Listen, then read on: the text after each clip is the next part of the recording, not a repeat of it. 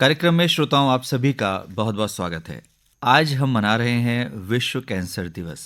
इस महत्वपूर्ण विषय पर चर्चा के लिए आज हमारे बीच हैं शहर के जाने माने ऑन्कोलॉजिस्ट, कैंसर रोग विशेषज्ञ डॉक्टर विमल पंडिता। और आज हम आपसे जानेंगे कि कैंसर में जो तेजी से बढ़ोतरी हो रही है, और ये पूरे विश्व की बात हम कर रहे हैं, और भारत में वर्तमान में क्या स्थिति है यदि हम कैंसर रोग की बात करें, इसके प्रमुख कारण क्या है और लक्षण क्या है और किस तरह से उपचार इसका किया जाता है और बचाव के क्या तरीके हैं।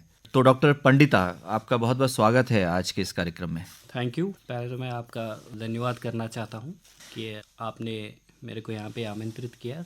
डॉक्टर पंडिता, सबसे पहले यही बताएं कि कैंसर रोग क्या है। हम इतना जानते हैं कि ये अनियंत्रित और असामान्य वृद्धि है सेल्स की। हमारे श्रोता जानना चाहेंगे, आम श्रोता को आप कैसे बताएंगे? बेसिकली अगर हम देख लें, हमारी पूरी बॉडी सेल्स से बनी हुई है, फिर वो कोई भी ऑर्गन हो। तो जब भी किसी भी ऑर्गन में कोई सेल, तो ये सारे एक कंट्रोल मैकेनिज्म होता है हमारी बॉडी में, जिससे वो एक सेल पैदा होती है, फिर अपना लाइफ स्पैन गुजार के वो डाई डाउन होती है। ये सारा एक कंट्रोल प्रोसेस है। तो जब कोई सेल में कोई भी म्यूटेशन होता है, मतलब जेनेटिक लेवल पे कोई चेंज आती है, तो वो रैपिडली डिवाइड करने लगती है और कंट्रोल से बाहर हो जाती है। वो जब वो रैपिडली डिवाइड करने के बाद बहुत सारा सेल्स इकट्ठे हो जाते हैं, वो एक मास बन जाता है। वो तो जिस ऑर्गन में कैंसर हुआ वहाँ पे भी, और वहाँ से निकल के वो दूसरे ऑर्गन्स में भी जा सकते हैं, जिसको मेटास्टैसिस कहते हैं या स्टेज 4 कहते हैं, जब वो दूसरी जगह चले जाते हैं। सो अब ये क्यों होता है, मतलब ये कैंसर एक जो नॉर्मल सेल है वो इस वाले में कैसे चेंज होती है, उसके बहुत सारे रीजंस है। जी, उन कारणों पर हम आगे बात करेंगे।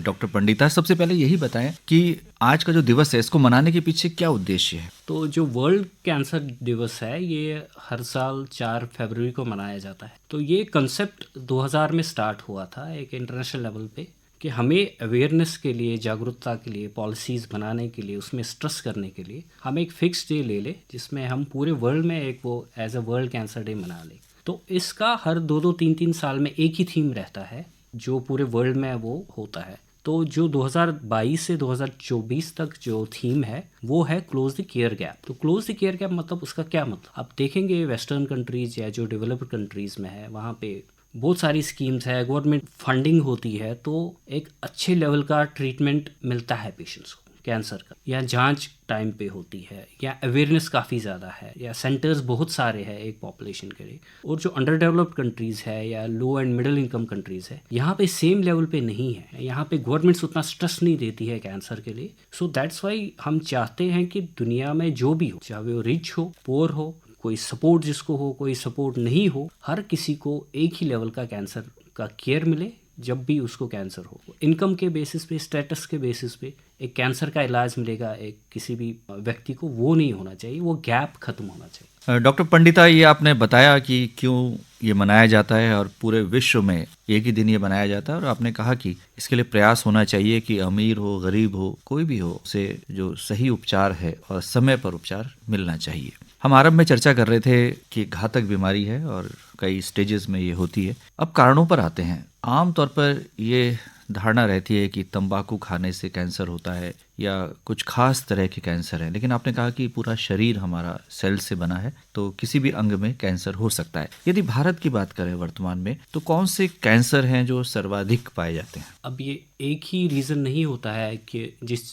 कारण से कैंसर होता है। सिगरेट स्मोकिंग एक रिस्क फैक्टर है। पहले देखा गया कि वो उससे लंग कैंसर होता है, बट अब 12 से 15 कैंसर एक स्मोकिंग एक रिस्क फैक्टर है, बट वही एक रिस्क फैक्टर नहीं है। अगर आप देखेंगे, एक नॉन स्मोकर में भी लंग कैंसर होता है। महिलाएं जिन्होंने कभी स्मोकिंग की नहीं, उनको भी लंग कैंसर हो सकता है। तो इसका मतलब स्मोकिंग तो रिस्क फैक्टर है ही, बट कुछ और चीज़ें भी होती है जिसकी वजह से टोटल वो मिल के फिर वो कैंसर बन सकता है। So smoking is one of the leading causes of cancer. सबसे ज़्यादा अगर हम रिस्क फैक्टर मान ले किसी चीज़ का एक्सटर्नल रिस्क फैक्टर, जिसको हम लाइफस्टाइल फैक्टर कहते हैं, सो वो है तंबाकू। अब हमें बताएं कि किस किस अंग में कैंसर होते हैं। देखिए, अगर हम कैंसर देख लें कि कोई भी अंग बॉडी का ऐसा नहीं है जो छूटा हुआ है, किसी भी अंग में कैंसर हो सकता है। इवन जो स्वेट ग्लैंड्स है, जिससे पसीना आता है, उसमें भी कैंसर हो सकता है।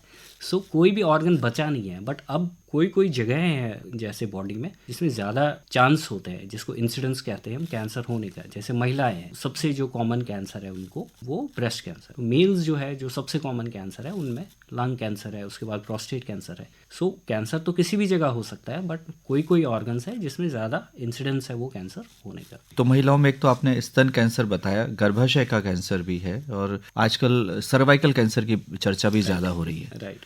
फॉरेन कंट्रीज में देखें तो वहाँ भी सर्वाइकल कैंसर होता है, बट उतना ज़्यादा उसका इंसिडेंस नहीं है वहाँ पे तो जितना इंडिया में है। तो इंडिया में नंबर 2 पे सर्वाइकल कैंसर है, नंबर 1 पे ब्रेस्ट कैंसर है, बट सर्वाइकल कैंसर का इंसिडेंस नंबर 2 में है। सो उसके बहुत सारे कारण है, पुअर हाइजीन है या उनको जानकारी नहीं होती है कैसे रखना है। सो और हम वो जो स्क्रीनिंग होती है जिसको पैप स्मीयर कहते हैं, वेस्टर्न में फिक्स्ड है कि इस एज में स्क्रीनिंग स्टार्ट होनी चाहिए, यहाँ पे अडेप्ट नहीं हुआ प्रॉपर्ली। हमारे पास भी स्क्रीनिंग है, अडेप्ट पोरली हुआ है पॉपुलेशन में। तो सर्वाइकल कैंसर होता है गर्भाशय के मुंह का कैंसर, सर्विक्स का कैंसर। तो उसमें पहले थोड़ी थोड़ी चेंजेस आती है, तो अगर उस टाइम हम पैप स्मीयर कर सकते हैं या अर्ली डिटेक्शन कर सकते हैं तो हम अर्ली स्टेज में पाएंगे, बहुत क्योर हो सकता है। बट क्या होता है यूजुअली महिलाएं वो इग्नोर करती हैं, बोलती नहीं है जब तक वो काफ़ी बढ़ गया होता है, फिर डॉक्टर के पास आती है। उस टाइम भी ट्रीट कर सकते हैं, बट वो क्योर होने का चांसेस फिर कम रहता है अगर वो स्टेज 3 स्टेज 4 में हो। कारणों में हमने चर्चा की तो तंबाकू एक कारण आपने बताया, और कौन से कारण है जो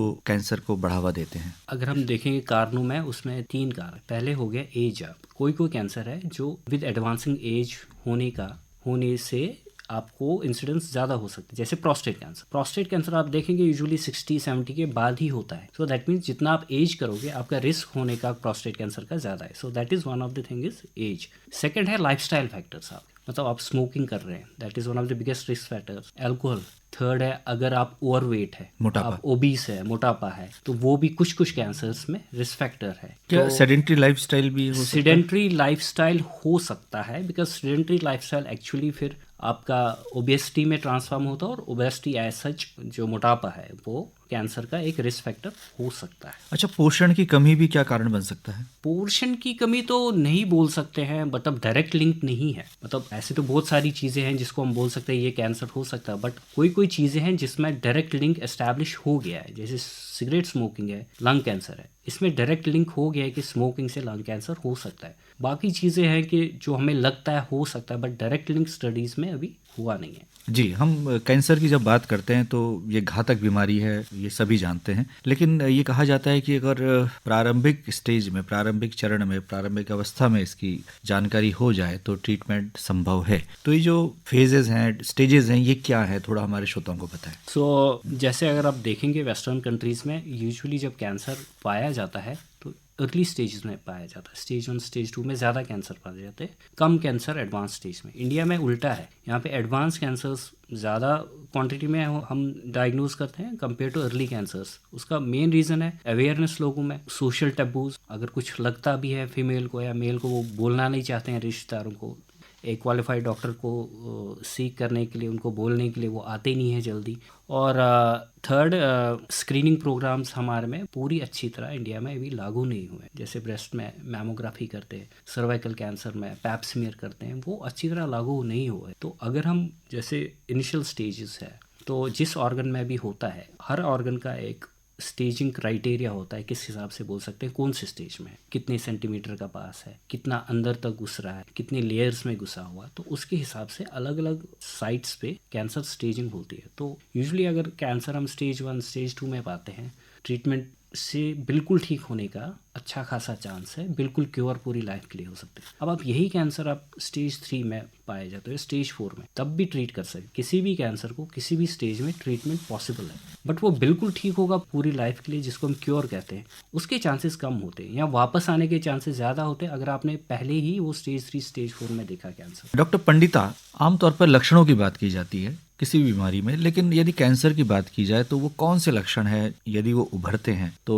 एक संदेह होना चाहिए और उसकी जांच होनी चाहिए? जैसे लक्षण जो है, जिस ऑर्गन में कैंसर डेवलप हो रहा है उसके हिसाब से लक्षण बना। जैसे कोई महिला है, उसको ब्रेस्ट में गांठ है, राइट, बट डिस्चार्ज हो रहा है निपल से, वो भी अगर ब्लड आ रहा है, ठीक है, तो यूजुअली ब्रेस्ट वाले कैंसर में पेन नहीं होता। अब आप लंग कैंसर लीजिए, लंग में नॉर्मल हम ब्रीदिंग करते हैं तो क्या होगा, खांसी होगी, जो ठीक नहीं हो रही। नॉर्मली सर्दी जुकाम से खांसी होता है, दवाई खाया तो 1-2 हफ्ते में ठीक हो जाती है, बट अगर आपका खांसी, आप दवाई भी खा रहे हो, डॉक्टर के पास गए हो, वो ठीक नहीं होता है, बढ़ ही रही है, तो इसका मतलब कुछ प्रॉब्लम है। तो फिर वो ट्यूबरकुलोसिस भी हो सकता है, कैंसर भी हो सकता है। सो ये लक्षण है, खांसी है, सांस चढ़ रही है आप, राइट, और थूक के साथ खून आ रहा है, तो ये हो गया लंग कैंसर। ब्रेस्ट कैंसर में गांठ आ रही है, निपल में डिस्चार्ज हो, सेम वे जैसे लिवर में कैंसर है, आपको आंखें पीली हो गई। तो ये सारा डिपेंड करता है कि कौन से साइट में कैंसर डेवलप होगा, उसके हिसाब से फिर वो लक्षण आते हैं। तो उसी हिसाब से फिर डॉक्टर से संपर्क किया जाना चाहिए और किसी विशेषज्ञ को दिखाया जाना चाहिए। सो नॉर्मली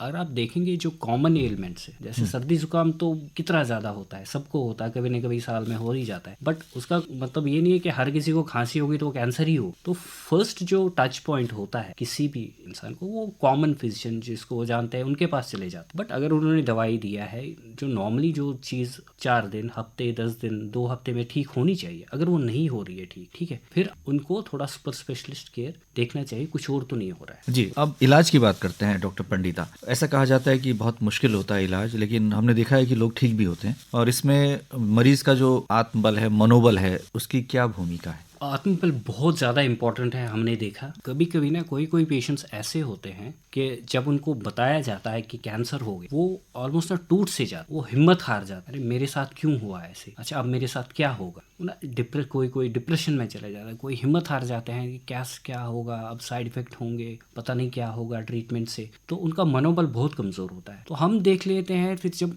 ऐसे पेशेंट्स का हम ट्रीट करते हैं तो यूजुअली वो ट्रीटमेंट के साइड इफेक्ट्स भी उनको ज़्यादा होते हैं। हम साइड में दूसरा पेशेंट ले ले जिसने देखा हाँ जी कैंसर हो गया, ठीक है, किसी को भी हो सकता है, तो लेकिन अब मुझे लड़ना है। हम देखते हैं ऐसे पेशेंट्स का आउटकम भी अच्छा हो, वो जब हम ट्रीट करते हैं उनको साइड इफेक्ट्स भी कम होते हैं। So at the same time but वो अपने हाथ में नहीं होता, पेशेंट को कुछ हो गया, मतलब उसको कैंसर का पता चल गया, उसका हो गया, मनोबल कम हुआ। सो वो एक तो उसमें जो सबसे ज़्यादा सपोर्ट सिस्टम है वो उसके ट्रीटिंग डॉक्टर्स जो उनको संभाल ले, उनकी समस्याएं समझे और उनका सुधार करने की कोशिश करे, और फैमिली मेंबर सबसे इम्पोर्टेंट कि उनको उनका मनोबल बढ़ाए, उनको खुश रखे, ऐसे एनवायरनमेंट में रखे कि ठीक है हो गया है, हम ट्रीट कर रहे हैं, हम भी आपके साथ लड़ रहे हैं, सो दैट उनका मनोबल बढ़ रहा है। इससे फैमिली मेंबर्स और उनके ट्रीटिंग डॉक्टर्स दोनों का बहुत इंपॉर्टेंट रोल है कि उनका मनोबल अच्छा खासा रहे ताकि लड़ सके कैंसर से। जी, इसका इलाज भी लंबा चलता है और खासा महंगा भी है, ऐसा कहा जाता है। राइट। लेकिन अब सरकार की ऐसी कई योजनाएं हैं, और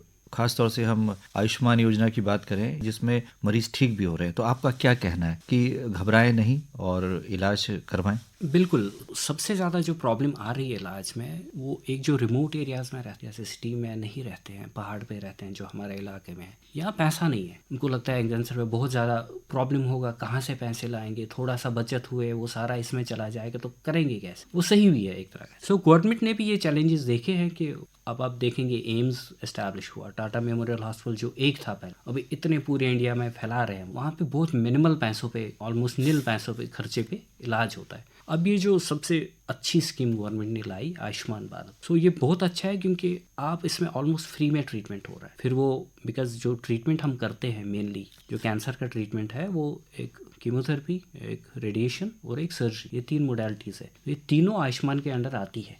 सो पेशेंट आ सकता है, उसको डॉक्टर ने फाइनलाइज किया ये प्लान करना है, चाहे वो कीमो हो, सर्जरी हो, रेडिएशन हो, आयुष्मान में अप्लाई कर लिया, वो सारा फ्री में हो जाता है। सो इससे काफ़ी सारे पेशेंट्स को हम एक्स्ट्रा ट्रीट कर पा रहे हैं और ये बहुत अच्छा स्कीम है। बट ये पूरी तरह अभी अच्छी तरह लागू नहीं हुआ, बिकॉज अब देखिए आजकल हम पेट स्कैन करते हैं, ऑलमोस्ट हर कैंसर में करना पड़ता है, वो आयुष्मान के अंडर नहीं आ रहा है, और पेशेंट को अपफ्रंट ही 10 से 15 से कभी कभी 20,000 रुपये खर्चने पड़ते हैं, वो डर जाता है इतना खर्चा है। तो वही है कि विद टाइम जो हमें होप है कि ये चीज़ें भी आयुष्मान भारत में वो उसके अंडर आ जाएंगी, तो पेशेंट को हम अच्छी तरह ट्रीट कर सकते हैं। डॉक्टर पंडिता, बचाव की बात करते हैं। आमतौर पर बहुत ही युवा अवस्था में बच्चों को तंबाकू से बने उत्पाद और खास तौर से बीड़ी, सिगरेट या शराब का सेवन करते देख रहे हैं। समाज में ये विकृति आई है, तो आप क्या कहना चाहते हैं? तो वही इम्पोर्टेंट है कि ये जो एडोलसेंट एज है, स्कूल कॉलेज का एज, बिकॉज इसमें एक बार आदत लग जाती है तो फिर बड़े होके वो आदत छूटना बहुत मुश्किल हो जाती है। और अगर हम यहीं पे प्रिवेंट करें, फिर एजुकेशन है, अवेयरनेस के हिसाब से कि बच्चे वो अडेप्ट ही ना करें, पहले वो सिगरेट हो, शराब हो, फिर वो उनका रिस्क डेफिनेटली आगे जाके कम हो जाता है। सो जो लाइफस्टाइल फैक्टर्स है जिसमें तंबाकू है, शराब है, अगर ये इनका सेवन नहीं करना और फिट एक्टिव लाइफ जीतना, थोड़ा सा एक्टिव रहे, सेडेंटरी लाइफ है ताकि वो ओबेसिटी, मोटापा ना हो जाए, एक्टिव फिट लाइफ से वो भी कैंसर के रिस्क को कम कर सकते। एंड बाकी जो होते हैं, ये जो फूड्स होते हैं, मतलब ये जो आजकल फास्ट फूड्स है, ये जंक फूड, सो इनमें भी बहुत सारे केमिकल्स होते हैं जिसको मे बी लॉन्ग टर्म में आपको प्रॉब्लम कर सकता है ये चीज़ें। सो जैसे नॉर्मल हेल्दी खाना हो, ये चीज़ों का शराब सिगरेट सेवन ना करें, और इससे वी कांट से कि अगर हम ये अडेप्ट करें कि कैंसर होएगा ही नहीं, बट डेफिनेटली आपका रिस्क कम हो जाता है। जी, हमने आरंभ में चर्चा की थी सर्वाइकल कैंसर की। हम सुन रहे हैं डॉक्टर पंडिता कि इसका टीका है जी, और अभी सरकारी जो अस्पताल है उसमें उपलब्ध नहीं है, लेकिन अगर कोई चाहे तो उसको लगवा सकता है। तो इस बारे में आपका क्या कहना है? सो ये जो अगर हम कैंसर की बात करें कि अनफॉर्चुनेटली हमारे पास प्रिवेंशन के लिए कुछ नहीं है, बट एक दो कैंसर्स ऐसे हैं जिसको हम प्रिवेंट कर सकते हैं, ये बहुत अच्छी बात है। जैसे लिवर का कैंसर है, एक हेपेटाइटिस वायरस से भी होता है वो लिवर का कैंसर, तो आपने हेपेटाइटिस के टीके लगाए, एटलीस्ट वो वाले से, हेपेटाइटिस वायरस से फिर आपका लिवर कैंसर नहीं हो। ऐसे ही सर्वाइकल कैंसर, इसके टीके अवेलेबल है और इंडिया में नंबर 2 पे सर्वाइकल कैंसर। और अगर हम मास स्केल पे इसको ये टीका लगा दे तो एटलीस्ट 80% जो सर्वाइकल कैंसर है हम ये प्रिवेंट कर सकते हैं। और ये इंडिया में बहुत नंबर बहुत बड़ा है, बिकॉज यहाँ की पॉपुलेशन भी बहुत ज़्यादा, राइट। तो अगर हम ये मास स्केल पे अडेप्ट करें, जैसे अभी गवर्नमेंट ने अनाउंस किया ये टीकाकरण 9 से 14 साल लड़कियों के लिए, बहुत अच्छा स्टेप है मेरे हिसाब से। इससे पहले भी टीका अवेलेबल थे, बट उसमें क्या है, अडेप्टेबिलिटी पूरी नहीं थी और थोड़ा कॉस्टली था इंजेक्शन, अराउंड 10,000 रुपीज़ के आता था। सो अगर ये सर्वाइकल कैंसर इंजेक्शन को गवर्नमेंट सब्सिडाइज करें, सो that is the first step कि इसको अफोर्डेबल बनाए। यहाँ तो गवर्नमेंट अगर अपने हॉस्पिटल से फ्री लाती है या अगर मार्केट से भी लेती है तो बट अफोर्डेबल हो, तो फिर बट उससे भी ज़्यादा इंपॉर्टेंट है फिर अवेयरनेस, लोगों को समझाना सर्वाइकल कैंसर क्या है, उससे क्या होता है, इसके लिए एक सेफ तरीके से हम इसको प्रिवेंट कर सकते हैं। वो अवेयरनेस, फिर हमें घर घर जाना है, सारे पेशेंट्स हॉस्पिटल नहीं आएंगे टीका करने के, अनलेस आप आउटरीच करो, पहाड़ों में जाओ, वहाँ पे अवेयरनेस करो कि ये होता है, ये कैंसर है, इसका इंजेक्शन है, आप ले लो, ये उनको आप कन्विंस करो और फिर मास स्केल पे आप वो इंजेक्शंस वैक्सीनेशंस करो, तब भी आपको आफ्टर ए डेकेड और 2 फिर पता चलेगा कि वो कितना सक्सेसफुल इंजेक्शन देना हुआ। जब आपके इंसिडेंस, जो करंट इंसिडेंस है वो बढ़ने के बजाय कम हो रही है, तो उसका बहुत अच्छा फायदा आएगा। तो डॉक्टर विमल पंडिता, आज विश्व कैंसर दिवस पर आप आकाशवाणी के स्टूडियोज में आए और आपने बहुत ही महत्वपूर्ण जानकारी हमारे श्रोताओं के साथ साझा की। आपका बहुत बहुत आभार, धन्यवाद। Thank you.